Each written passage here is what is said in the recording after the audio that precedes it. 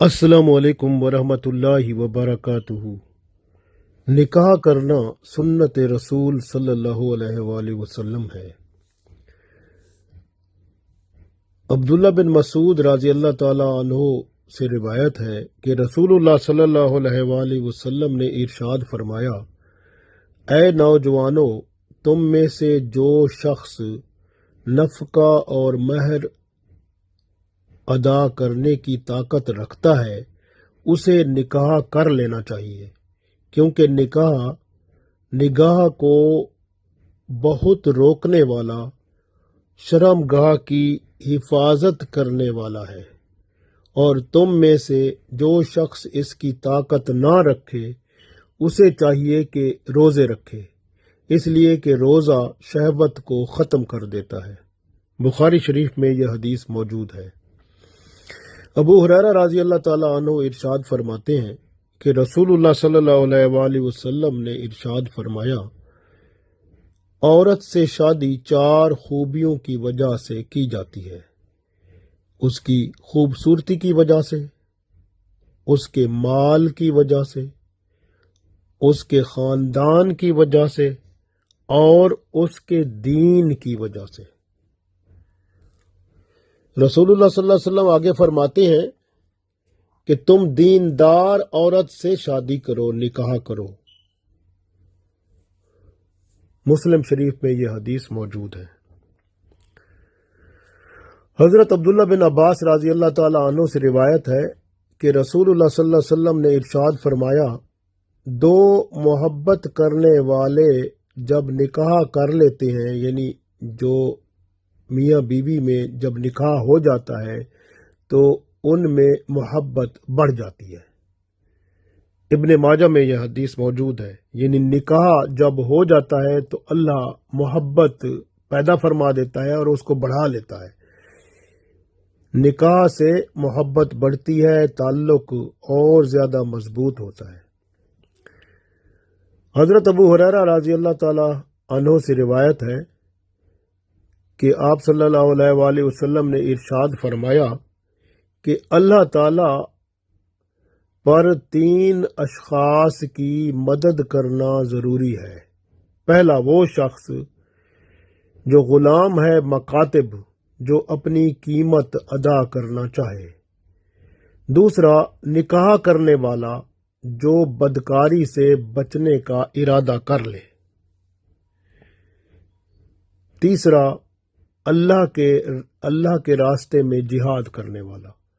نسائی شریف میں یہ حدیث موجود ہے۔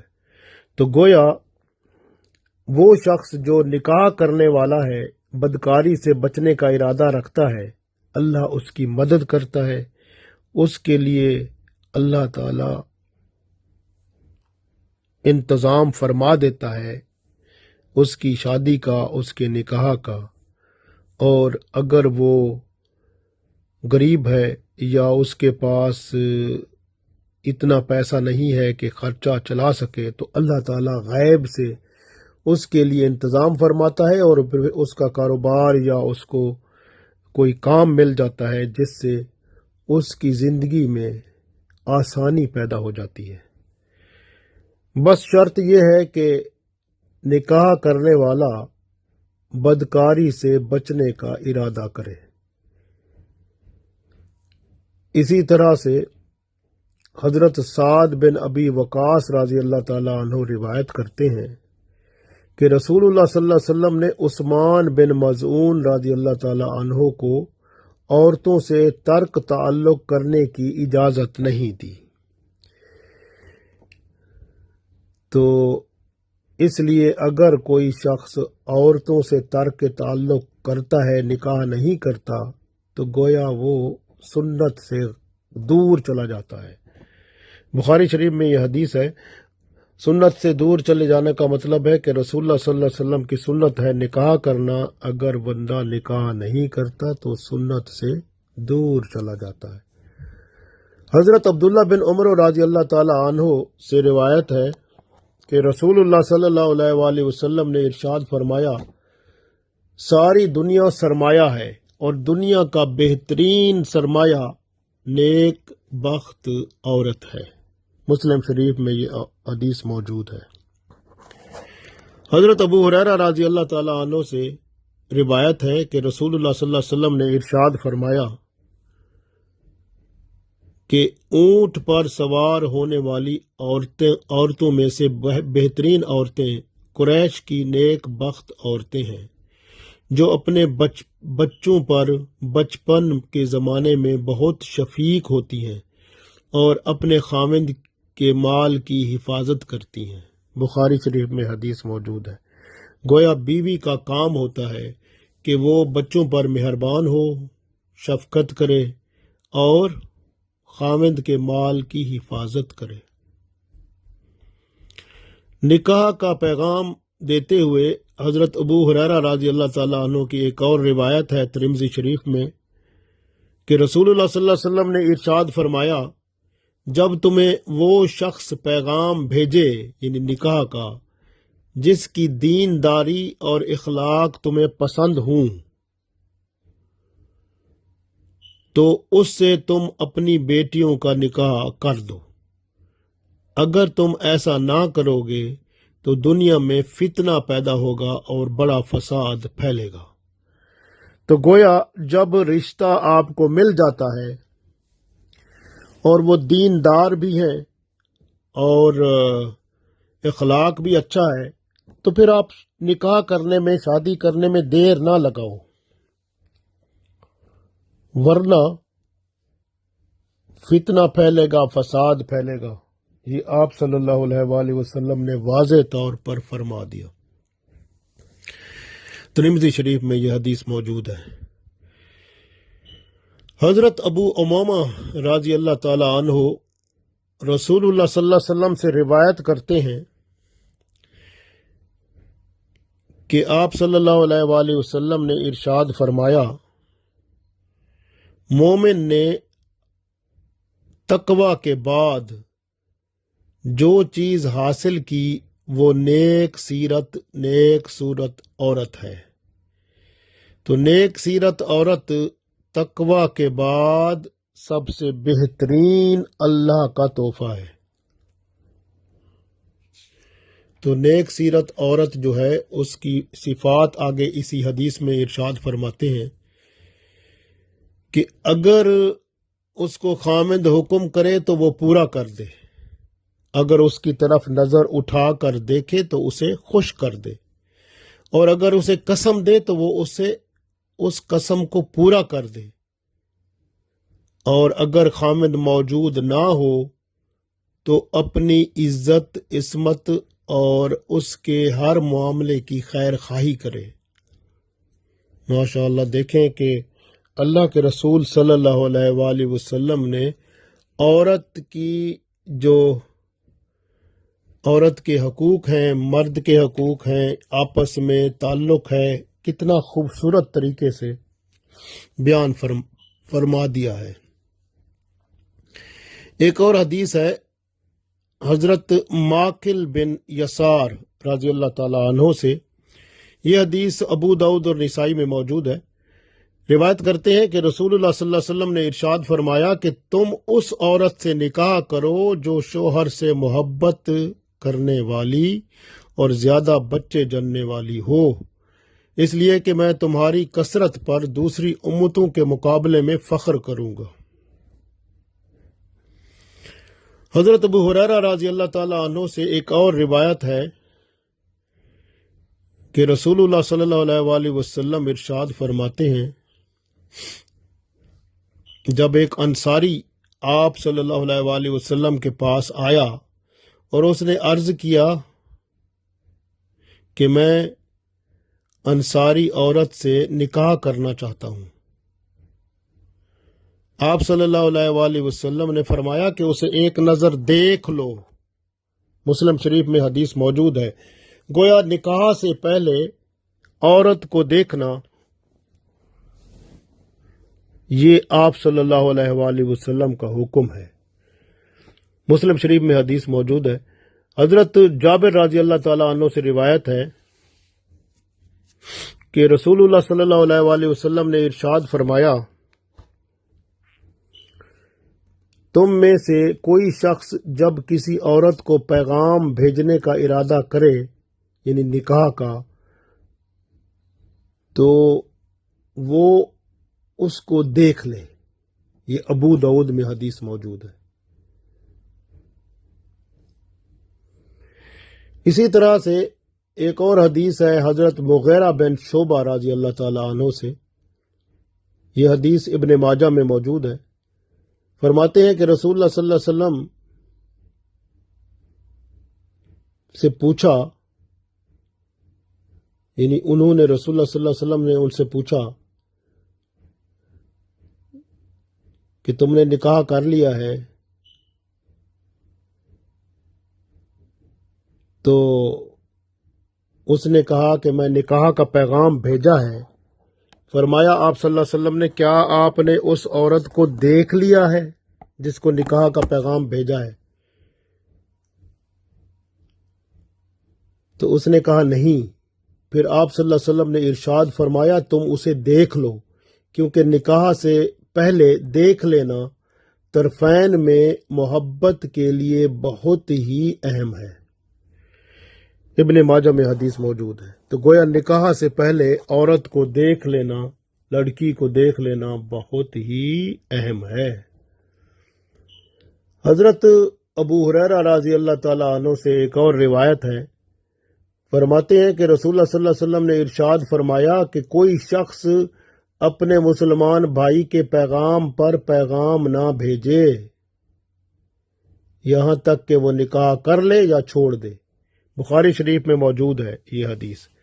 اس حدیث میں بڑی بات ہے کہ عام طور پر ایسے ہوتا ہے کہ اگر کسی نے نکاح کا پیغام کسی کی طرف بھیجا ہے، بعض لوگ ہوتے ہیں کہ وہ چاہتے ہیں کہ وہ اس کا نکاح وہاں نہ ہو، تو وہ جو ہے نا وہ اپنی طرف سے پیغام بھیج دیتے ہیں، یعنی اسی انہی کو، یعنی جہاں پہ پہلے کسی نے پیغام نکاح کا بھیجا ہے دوسرا بندہ بھی وہاں بھیج دیتا ہے.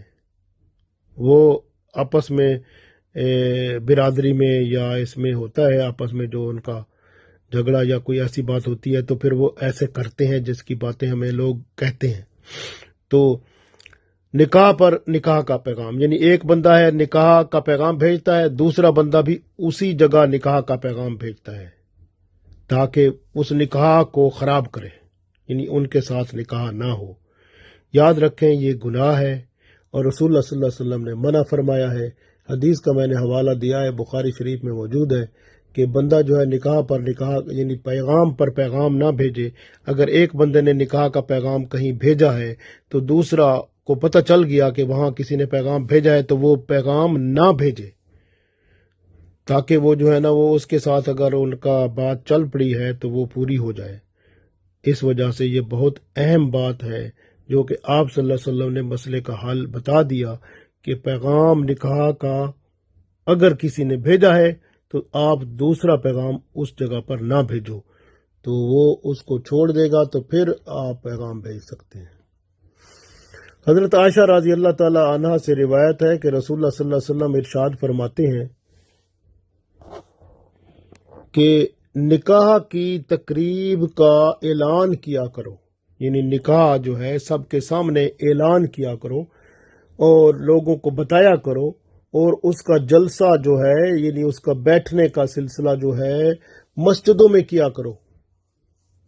تو مسجدوں میں کیا کرو، اس میں دف بھی بجا سکتے ہیں. یہ حدیث جو ہے ترمذی شریف میں موجود ہے. اسی طرح سے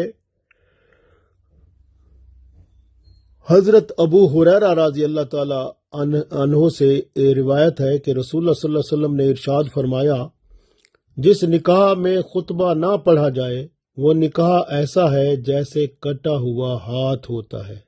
ترمذی شریف میں حدیث موجود ہے. گویا نکاح جو ہے اس میں خطبہ پڑھا جانا چاہیے. تو یہ بہت اہم بات ہے جس کو ہم اکثر لوگ چھوڑ دیتے ہیں. رسول اللہ صلی اللہ علیہ وآلہ وسلم کی حدیث حضرت ابو ہریرہ رضی اللہ تعالی عنہ سے روایت ہے کہ آپ صلی اللہ علیہ وسلم نے ارشاد فرمایا بیوہ عورت کا نکاح نہ کیا جائے جب تک اس سے اجازت حاصل نہ کر لی جائے، یعنی یہ بہت اہم بات بتائی۔ تو اس طرح آگے فرمایا کہ کنواری عورت کا نکاح نہ کیا جائے جب تک کہ اس سے دریافت نہ کر لیا جائے۔ اگر کنواری عورت سے اجازت لیتے ہوئے اگر وہ خاموش رہے تو اس کی خاموشی کو ہاں سمجھا جائے۔ بخاری مسلم میں حدیث موجود ہے۔ حضرت ابو ہریرہ رضی اللہ تعالی عنہ سے ایک روایت ہے، فرماتے ہیں کہ رسول اللہ صلی اللہ علیہ وسلم نے ارشاد فرمایا کہ کنواری عورت سے نکاح کے معاملے میں اجازت حاصل کی جائے، اگر وہ خاموش رہے تو اس کو اجازت سمجھا جائے، اگر وہ انکار کرے تو اس پر جبر نہ کیا جائے۔ ترمذی شریف میں حدیث موجود ہے۔ یعنی اگر لڑکی جو ہے وہ اقرار کرتی ہے، ماشاءاللہ ٹھیک ہے، اگر وہ خاموش رہتی ہے تو اس کو بھی اس کی اجازت سمجھا جائے۔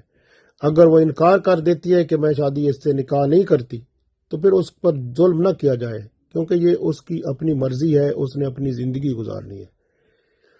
آپ یہ نہ کہیں کہ میری بات نہیں مانی گئی تو اس نے یہ نہیں کیا وہ نہیں کیا، بس ٹھیک ہے، اس کا اپنا معاملہ ہے، اللہ اور اس کے رسول صلی اللہ علیہ وسلم کے دین میں اس کو اجازت ہے انکار کرنے کی بھی۔ حضرت عبداللہ بن عباس رضی اللہ تعالیٰ عنہ سے روایت ہے کہ ایک کنواری لڑکی نے نبی پاک صلی اللہ علیہ وسلم کی خدمت میں حاضر ہو کر عرض کیا کہ اس کے باپ نے اس کا نکاح کر دیا ہے اور وہ اس نکاح سے ناخوش ہے۔ تو رسول اللہ صلی اللہ علیہ وسلم نے اس کو نکاح باقی رکھنے یا نہ رکھنے کا اختیار دے دیا۔ ابو داؤد میں حدیث موجود ہے۔ یعنی اس عورت کو، اس لڑکی کو اجازت مل گئی کہ وہ چاہے تو نکاح قائم رکھے، اگر چاہے تو اس کو ختم کر دے۔ اسی طرح سے حضرت خنسہ بنت حزام رضی اللہ تعالی عنہ سے روایت ہے، فرماتی ہیں کہ وہ بیوہ تھیں، ان کا نکاح ان کے والد نے کسی کے ساتھ کر دیا اور وہ اس نکاح سے خوش نہ تھیں۔ رسول اللہ صلی اللہ علیہ وسلم کی خدمت میں حاضر ہو کر عرض کیا، آپ صلی اللہ علیہ وسلم نے وہ نکاح رد کر دیا۔ بخاری شریف میں حدیث موجود ہے۔ گویا بیوہ کا نکاح اس کی اجازت کے بغیر نہیں کرنا چاہیے۔ اسی طرح سے حضرت ابو موسیٰ اشعری رضی اللہ تعالی عنہ سے روایت ہے کہ نبی پاک صلی اللہ علیہ وسلم نے ارشاد فرمایا کہ ولی کی اجازت کے بغیر نکاح نہیں ہوتا۔ یہ ابن ماجہ میں حدیث موجود ہے۔ ولی یعنی کہ اس کا یا تو والد ہوگا، دادا ہوگا، کوئی بھائی ہوگا، یعنی والد ہوتا ہے، یا اس کا یہ جو ولی ہوتا ہے جب عورت کا، تو اس کے بغیر نکاح نہیں ہوتا۔ یہ حدیث ابن ماجہ میں موجود ہے۔ اسی طرح سے حضرت عبداللہ بن عباس رضی اللہ تعالی عنہ سے روایت ہے کہ نبی پاک صلی اللہ علیہ وسلم نے ارشاد فرمایا، جو عورتیں گواہوں کے بغیر نکاح کر لیتی ہیں وہ زنا کرنے والی ہیں۔ ترمذی شریف میں حدیث موجود ہے۔ یعنی جو گواہوں کے بغیر نکاح کر لیتی ہیں وہ زنا کرنے والی عورتیں ہیں۔ گواہ بہت اہم ہیں، دو گواہ یعنی دو مرد گواہ نکاح کے وقت ضروری ہیں۔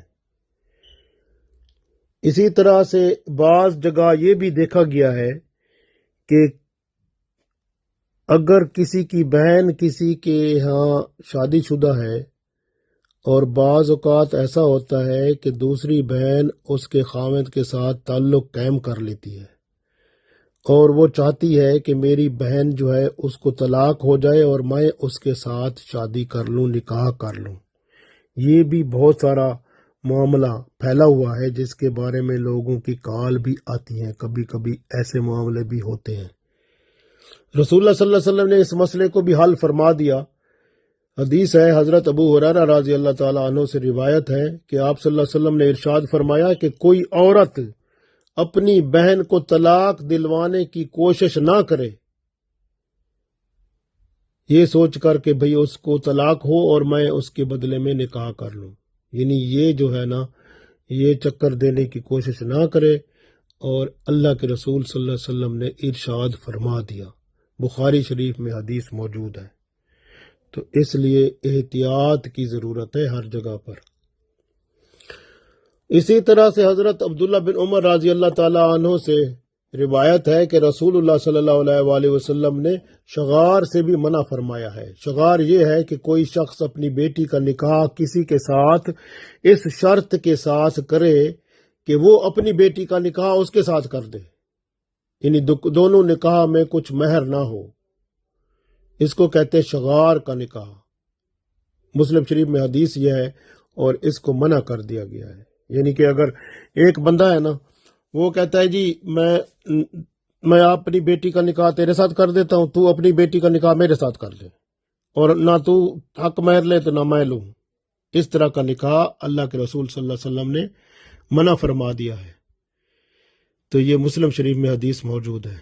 اس لیے نکاح رسول اللہ صلی اللہ علیہ وسلم کی سنت ہے، نکاح کرنا ہمارے لیے پاکیزگی اور شرم و حیا اور رحمت ربی اور برکتوں اور رحمتوں کو لانے والا کام ہے۔ نکاح کریں، بے حیائی، برائی اور فحاشی سے بچیں تاکہ ہم دنیا اور آخرت میں کامیاب ہو جائیں۔ اللہ تعالی ہم سب کو توفیق دے، آمین۔